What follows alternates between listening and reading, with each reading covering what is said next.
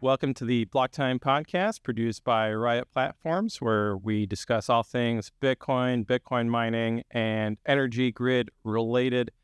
Today, we're going to focus on an issue that has been in the news, which is really around self-custody and the regulatory environment here in the United States on how you can control your own money. By way of background, the whole premise of Bitcoin is that you can control your own money. And historically, the regulatory regime in the United States has actually been pretty accommodating towards that end. FinCEN issued guidance in early 2014 explaining that as long as you're not controlling other people's money, you're not a money transmitting business. So what that means in practice is that if you are developing software, for example, to have a wallet, a Bitcoin wallet or a Bitcoin node, or if you're mining Bitcoin, that you are not a money services, a money transmission business that is regulated by the Bank Secrecy Act. And it's not just the FinCEN guidance in 2014 that established that. It's the Bank Secrecy Act itself, which dates back to the 1970s, that made that pretty clear, because otherwise, if you extend the definition of money transmission too broadly, then you end up including the U.S. Postal Service, right? If somebody mails cash to their friend on the other side of the world, is it the U.S. Postal Service responsibility to open every letter, see if there's cash in there, and then do what they need to do from a regulatory perspective? That would be too broad. And then in the online banking world, imagine if your internet service provider had to make sure that your connection to your bank's web server, that the information that you were transmitting about your money was regulatorily compliant. So that would be too broad. So the regulations and the law limit it to just the bank. And why is it just the bank, or what is the litmus test? It's really about, if the bank can control your money, then they have a certain set of extra responsibilities. Namely, they have to know their customer, meaning that they have to get your identity. That, even though it's pretty narrow, that actually causes lots of problems itself. You know, identity theft happening all the time nowadays, hackers stealing your data. But that aside, the other responsibility they have is anti-money laundering. So if they see that you deposit $15,000, they are going to note that and report it as something that, was a large transaction. Now, when they set the limit, I think they set the limit to $10,000 in 1970. Back then, $10,000 was a lot of money. Now, due to inflation, it's probably capturing a lot more data than it used to. And they keep trying to lower the limits as well. So now you've got information reporting for amounts as low as $700. So the idea being that if you control, when you deposit your money at the bank, they control that money from that point on. And all you have is an IOU that the bank owes you money. Still, technically, technically it's not your money anymore. It's the bank's, and that they owe it to you. So in the world of Bitcoin, the best way to use Bitcoin is to actually hold your own keys. So there's a famous saying in the Bitcoin community, not your keys, not your Bitcoin, meaning that if you are able to control your own money, then you're not at the mercy of a trusted third party. Trusted third parties have a very long history of abusing the trust that we put in them. So, depositing your money at the bank, they take that and then they go lend it out to somebody else. So the money's not even there anymore. So on top of that, they can just close your account, or they can say, hey, we don't work on weekends, so we're not going to process your money. The In Bitcoin, being able to control your own money is really threefold. So I think most important is controlling the private key. The private key is what's going to allow you to generate addresses that people are going to, send Bitcoin to, essentially. And then also, the private key is going to allow you to provide a digital signature proving that somebody sent money to your address and unlocking that money so that then you can turn around and spend it yourself. So the private key is really about being able to receive, hold, and send Bitcoin. The other part of controlling your own money is being able to verify that it is actually being received, held, and sent. And the way to verify that independently is by running your own Bitcoin node. You can think of this as being your own bank, right? In that you are performing your own record keeping of how much money you have. And you're doing this without having to trust anyone else.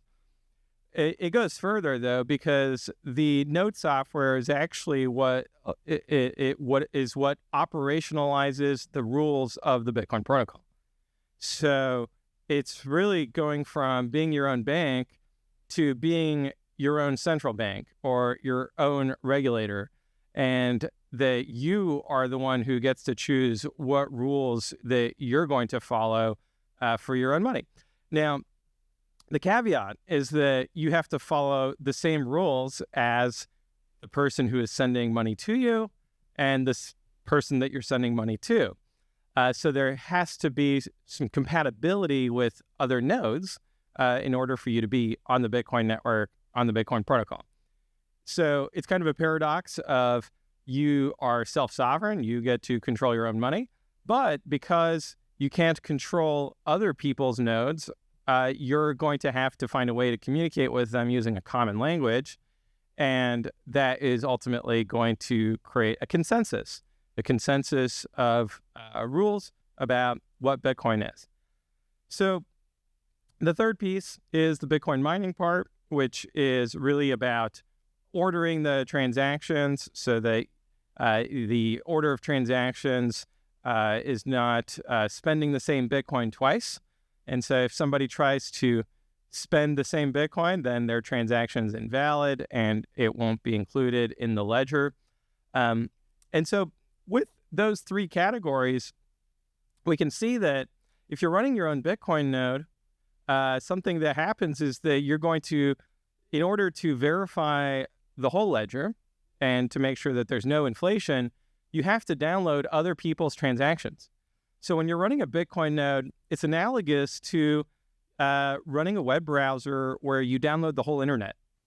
That seems unusual to us because that would be way too much data and you don't need it all. But in Bitcoin, you do need it because otherwise you don't know if somebody is trying to create more Bitcoin out of thin air. You need to have a global view of the ledger in its totality to be able to say, okay, there's only 19 million Bitcoin today out of a total possible 21 million in the future. And that is what is enabling Bitcoin to be a sound money, to have scarcity, and ultimately to have value, all right, that it's not constantly getting diluted.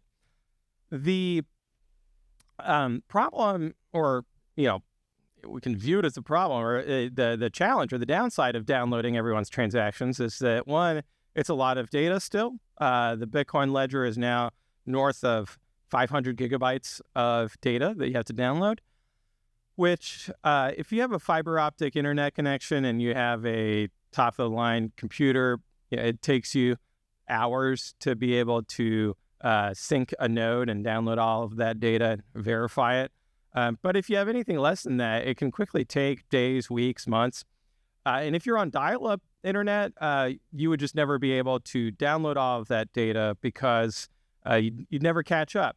There's approximately 1 to 2 megabytes of data that's added every 10 minutes on average. And so your internet connection has to be able to keep up with that. The other challenge is that when you're downloading and verifying other people's transactions, those transactions might have been involved in illegal activity. right? So that person might have committed crimes, and their transaction is a part of that crime. And so there's an interesting legal question of should we allow people to download and verify a transaction that has been involved in criminal activity? I think that the common sense view of it is that witnessing a crime is not a crime, right? It's unfortunately something that happens that by living in a society where crime happens, that you're unfortunately going to have to witness some crime happen, whether it's seeing somebody speeding on the highway. It doesn't mean that you are endorsing that criminal activity or that that you're involved in it in a meaningful way, but you are involved in it as a witness to the criminal activity. And the important thing to note here is that law enforcement can run a Bitcoin node as well. So it's not even the case that by being a witness to the crime that you should have some affirmative responsibility to report the crime to law enforcement. That would certainly be the case if you're the only witness and that there's no other way for that information to get out there. Perhaps there should be an obligation to report crime if you're the only person who saw it happen. But if law enforcement can opt in to seeing it happen if they want to, then really they should run a Bitcoin node and witness these crimes and then use it for their investigation and to follow up on prosecution. So that's on the node side. Then on the Bitcoin mining side, the mining pools get to decide which transactions to include in a block. Now, typically, they'll decide based on which transactions are paying the highest fee rate. The reason why they do this is because if they are not profit maximizing, meaning that if they're not including the highest fee rate transaction, some other mining pool will, because being a mining pool is permissionless. Anybody can start a mining pool, connect to the Bitcoin network, and start proposing blocks. So if you start trying to censor transactions or to filter transactions out, well, some other mining pool is going to come along and pick up those transactions and earn the transaction fee from that. Now, because ultimately the mining pool does not get to decide what gets into the blockchain, because other mining pools are involved as well, it being a decentralized system, that essentially means that they don't decide who's going to transmit the money or not. And furthermore, it really is the case that a transaction's life cycle does not start in the mining process. The transaction's life cycle starts in the wallet software. The wallet software is what is going to craft the transaction, meaning that they're going to look at, okay, here's the Bitcoin we've received in these unspent outputs. Here's the digital signatures we're going to use to unlock those Bitcoin. And then here's the new outputs that we're going to create. And those are going to go to the destination, the addresses. Typically, one address is going to your friend that you're paying. And then the other address is going back to your wallet as change. And then your wallet software takes that transaction, sends it out to nodes. Nodes verify the transaction, include it in a backlog of transactions that is called the mempool.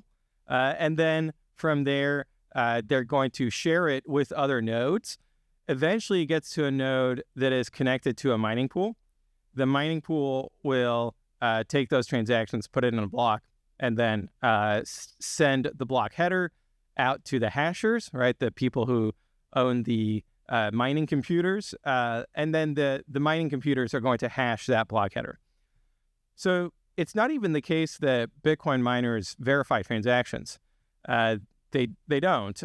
What verifies transactions is upstream of that, it's the node software. So the node software cannot modify a transaction. If it receives a transaction, that transaction is already immutable. because it has been signed by the wallet. It's really the wallet software that creates the transaction. The other part of it too is that all of this software is open source. So you can actually write your own wallet software if you're a software developer, or if you want to become one. There's lots of resources out there on how to write your own wallet software. So even the developers of the wallet software, they don't get to decide how people are going to use their software. Much how somebody who manufactures a car is not going to decide how you're going to use your car. Now, maybe that's changing with autonomous vehicles and whatnot, but that's historically been the case that people can do bad things with cars, but the car manufacturer is not liable for them doing that and not responsible for it because it was really outside of the scope of what they can control. Meaning that in every case, the wallet software developer, the node software developer, and the node operators and the miners, they don't control your Bitcoin. It really is you who controls your own Bitcoin. So tying it back to the regulatory environment, if the law says in order to be a money transmission business, you have to be controlling somebody else's money, then none of these activities fall under the purview of that regulatory environment. Contrast that with an exchange. So, for example, if you buy your Bitcoin on Coinbase or on Kraken or any other exchange, or a brokerage like River or like Swan, they do control your money until you withdraw it. But during that period of time when you deposit the dollars and then convert it into Bitcoin, they're controlling your money. And so they actually do fall within that regulatory environment, and they have to register as money transmission businesses, and they do register as that, and they do have responsibilities for KYC AML from that. So already we can see that in today's ecosystem, there are participants who are money services businesses, who are engaged in money transmission, and then there are other participants who are not. And that was pretty clear from 2014 until basically this month, when the Southern District of New York, a federal prosecutor from the Department of Justice there, decided to argue in his case that money transmission does not require control, that all it requires is transmission. It doesn't require the technical term for control that is used in the law and in the regulations is acceptance. That is, that if you accept money from someone else, that now you're controlling that money. They're arguing in New York that actually the acceptance part is optional, and that it's really about the transmission part of, are you somehow in any way facilitating the transaction by moving the money from point A to point B, even if you don't control it, which is now creating a cloud of uncertainty in the regulatory environment. The hope is that the judge will look at this and strike it down and say, hey, that's not a valid argument.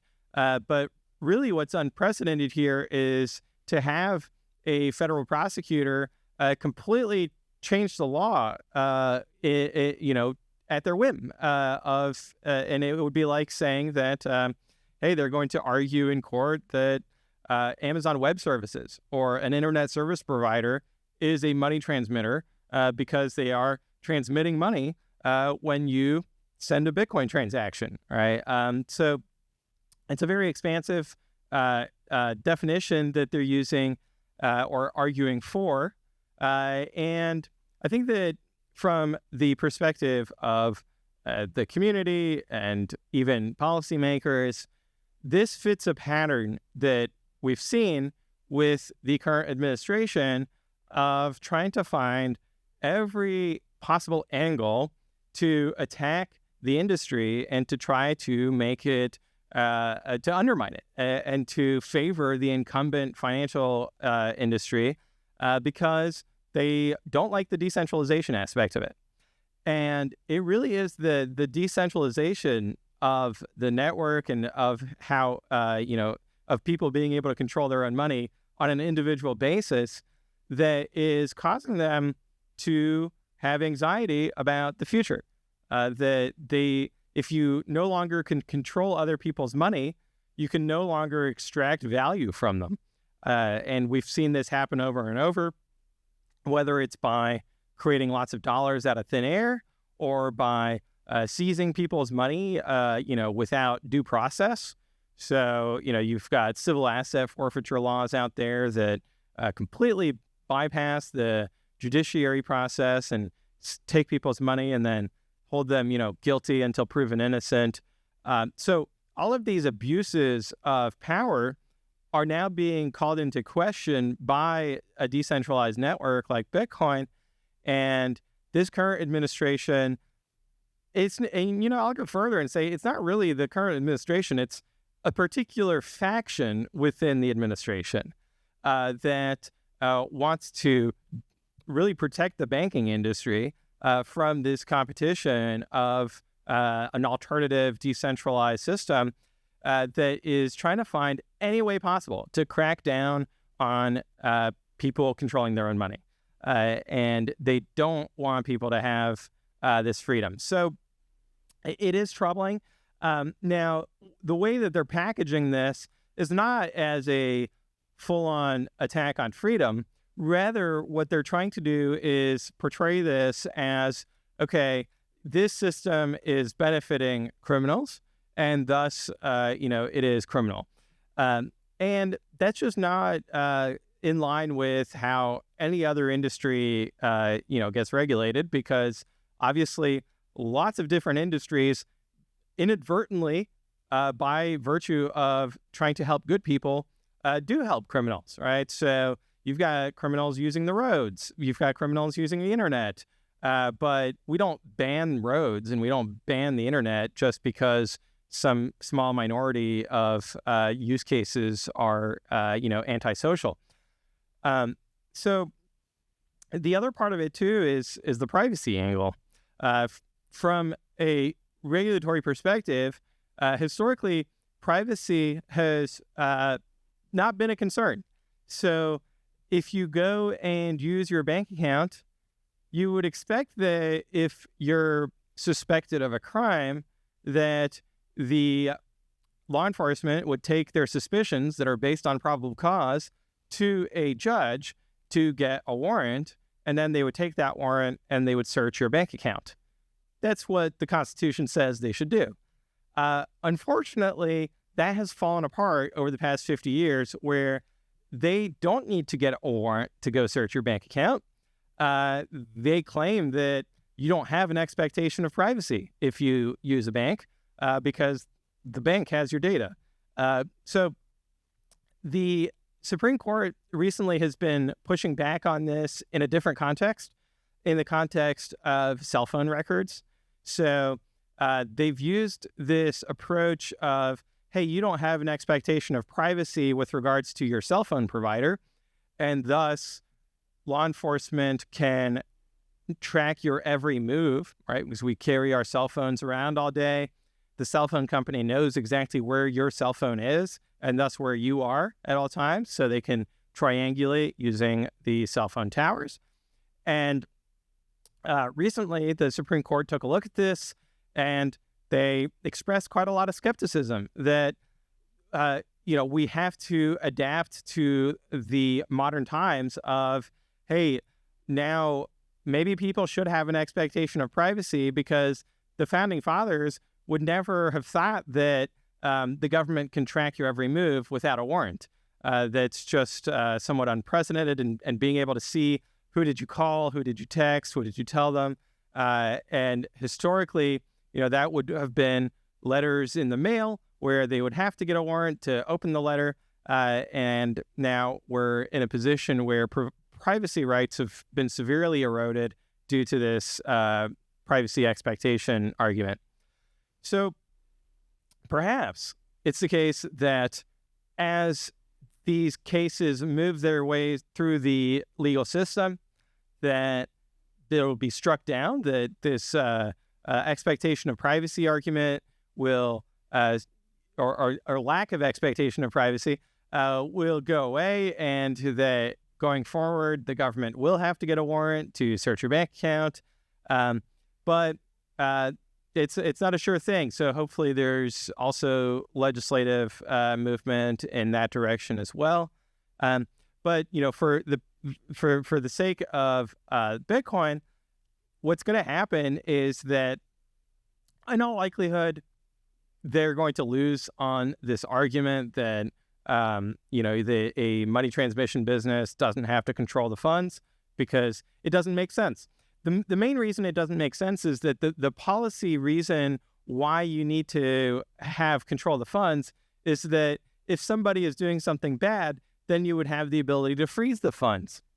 If you don't have the ability to freeze the funds, then it doesn't really matter if somebody is doing something bad. They're going to do that bad thing. So why say that, oh, you should be a money transmission business and also not be able to freeze the funds? That doesn't make any sense. So that's probably going to fall apart. But we might not even have to wait for that to fall apart, because in this new legislation that's being proposed, the FIT 21 Act is going to make it clear in the law that Bitcoin nodes, wallets, and miners are not money services businesses, even though it's already implied based on the existing legislation. They're going to formalize that. So hopefully that will get voted on in the House over the coming weeks. And then hopefully it'll go up to the Senate, get passed, get signed into law. But in the meantime, there certainly is a lot of disappointment that the current administration is being so hostile towards the industry that they would go so far as to try to reinterpret laws that are decades old in order to fit into their worldview. So that's really, what's going on with regards to money transmission and money services businesses. Hopefully that'll get cleared up.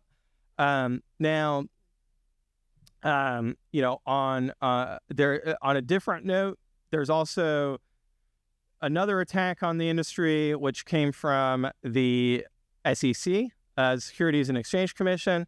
They came out with an accounting bulletin, SOB 121, that said that in order for banks to custody Bitcoin, that is to hold Bitcoin on behalf of their clients, that they would have to hold reserves against those Bitcoin. So essentially that if a bank is going to hold $1 million worth of Bitcoin for you, not only do they have to hold $1 million worth of Bitcoin, they also have to hold treasuries, government debt worth $1 million in order to backstop those Bitcoin, which really doesn't make any sense, because the Bitcoin are already there. So your claim on the bank, it's already 100% reserve.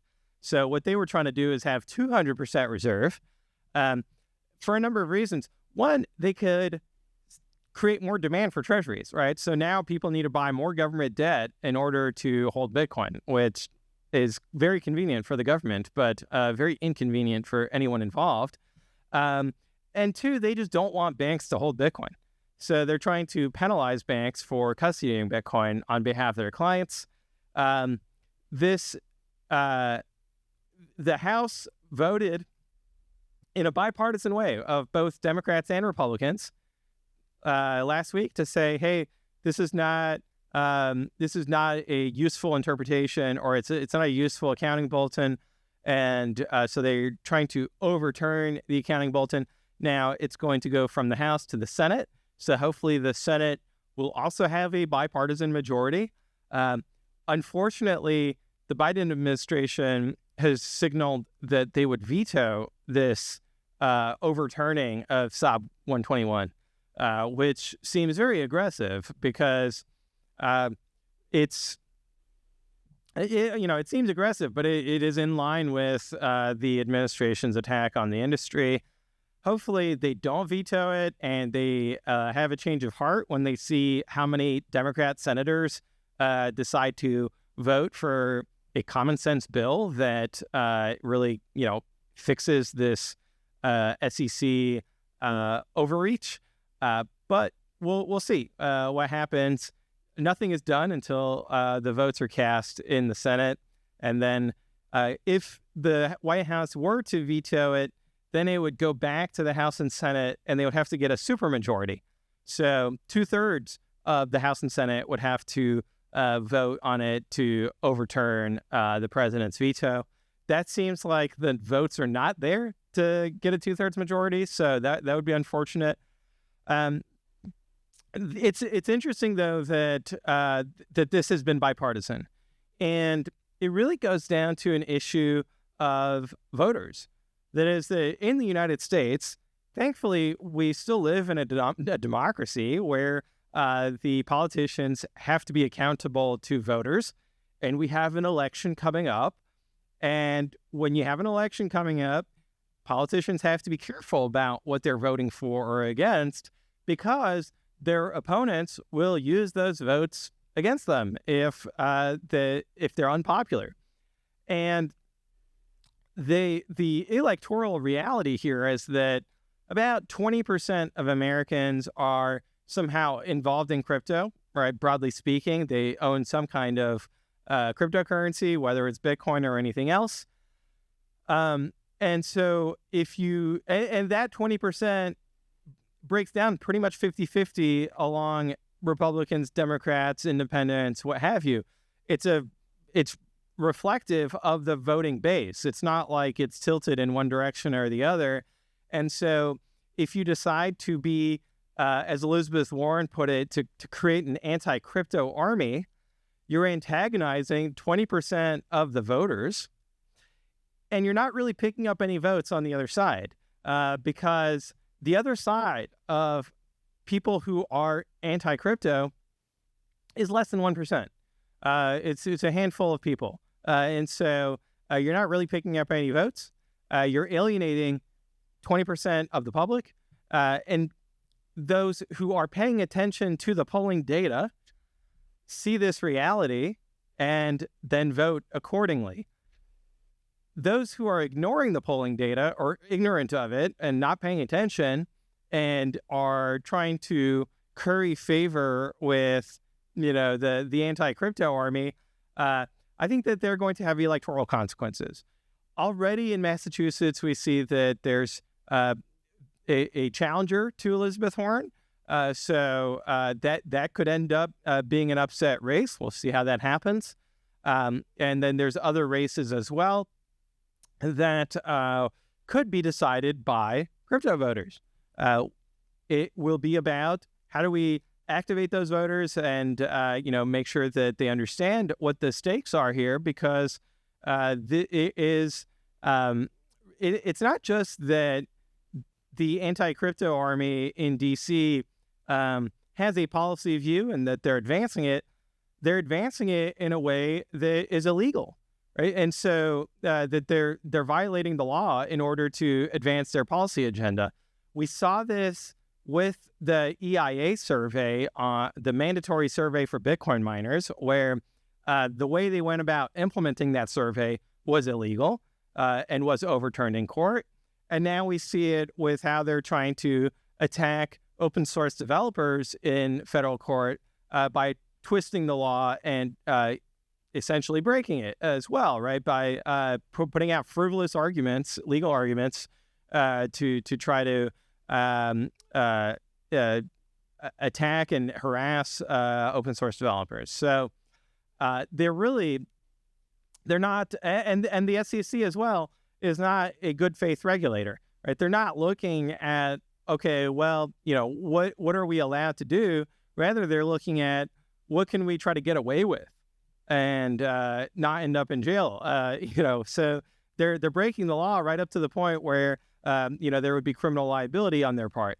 So it's really important for voters to be aware of this and to dig into researching these issues and asking pointed questions to their representatives of, hey, what are you doing to stop this out of control weaponization of government against the public? Because ultimately the government should be here to serve the public. They shouldn't be here to serve the government. And here we have a clear case of them trying to figure out how to serve the government rather than what's in the best interest of the public. Now, recently, I got the opportunity to go visit El Salvador. El Salvador is a developing nation in Latin America, south of Mexico. Got to visit a volcano there. I did a 5-hour lecture on Bitcoin and Bitcoin mining at a university there, where there was university students as well as government officials. And it was really refreshing because El Salvador is an example where the government is really focused on serving the people. And you could see that in every conversation I had with, normal day-to-day El Salvadorians. They were really happy about their government and how that things have really turned around there. It went from being a country that was unfortunately dominated by criminal gang activity. And what the government did was put all of those criminal gangs in prison, where they can no longer control the civilian population. And it went from being too dangerous to go outside during the day. It was too dangerous to go outside. And so people would just find ways to, occupy their time inside. And even there were kind of leftover artifacts of that era. When you're driving around in San Salvador, it was eye-opening how many homes had barbed wire around them, right? To keep out the criminals.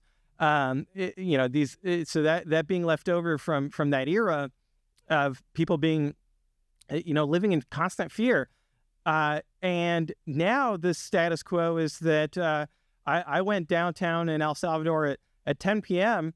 and, there were families with kids strolling around and enjoying, being outside for the first time in many years because now they have security and they can actually, not fear for their lives every time they go outside. So that filled me with tremendous hope. And then on top of that, the government has a very pro-Bitcoin policy. So the El Salvadoran government, first of all, they're accumulating Bitcoin.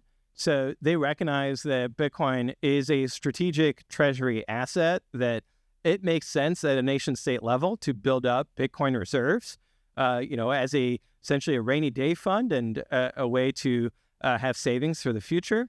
They've also passed regulations that make it so that you can spend and earn Bitcoin without having to worry about, having a regulator attack you for that, like here in the United States. They've made it legal tender.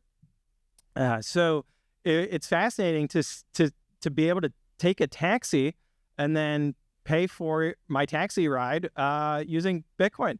And it worked really well. I was using Lightning down there. So I'd really encourage folks to go visit El Salvador, to see it with your own eyes. I was kind of skeptical at first when people were telling me, hey, El Salvador is great now. I was like, well, is it really? I had to fly down there. It's only a 3-hour flight from Houston. So it's actually pretty close by. It's same distance as going to New York or going to Seattle. And seeing it with my own eyes, it's clear that they have definitely made tremendous progress from a security perspective, and then also from an economic perspective, that it was hustling and bustling down there. It's a thriving country, and there's still lots of work to be done, as in any country, to continue to improve everyone's standard of living. They're on the right track, and they've also passed laws that incentivize entrepreneurialism, right? To incentivize technology companies to develop there. And that, I think, is going to dramatically increase both kind of the manufacturing and industrial and commercial aspect of the country, but also the tourism. There's beautiful beaches in El Salvador, beautiful views. The volcano, that was my first time visiting a volcano. So I found that to be fascinating. It was like, I don't know, out of a movie to see how big it was. The volcanoes were bigger than I thought that they were. So I'll be back at the end of the month for the inauguration of Bukele's second term, which he has certainly earned, and he's definitely very popular there. It's interesting. You walk into a store and they're selling a T-shirt with his face on it. And they're not doing that because they're required to, right? It's not like some kind of weird authoritarian regime where you have to sell T-shirts with the president's face on it. They're doing it because people are really happy with him, and they're proud of their country and of what the president's accomplished there in such a short amount of time. And it also, I think, speaks to a generational divide, that Bukele is very young and forward-thinking, and he's not stuck in kind of the 20th century view of how the monetary system should work. And so I think that, it is a country of the future, and it's really exciting to see, what was most exciting for me to see was how happy people were there. People are just naturally smiling in the streets. You contrast that with walking the streets of New York or of Seattle. First of all, less safety, but also kind of grim look on people's face. So that the vibes there were strong. So I think that wraps it up. Next episode, there's been a lot of people asking about these proposed upgrades to Bitcoin. Contrary to what folks might think, Bitcoin is innovative and has had many upgrades to its software in the past. There's a number of different proposals that are being put forward. So we'll dive into those next episode to kind of see what the proposals are, what their trade-offs are, and which ones seem like they would add the most value to the network. So thanks all for joining us today. Appreciate everyone who has been tuning in. Remember to share the podcast with your friends, family, coworkers, and also, leave a review, subscribe on your favorite podcast directory, and we'll see you next week. Thanks all.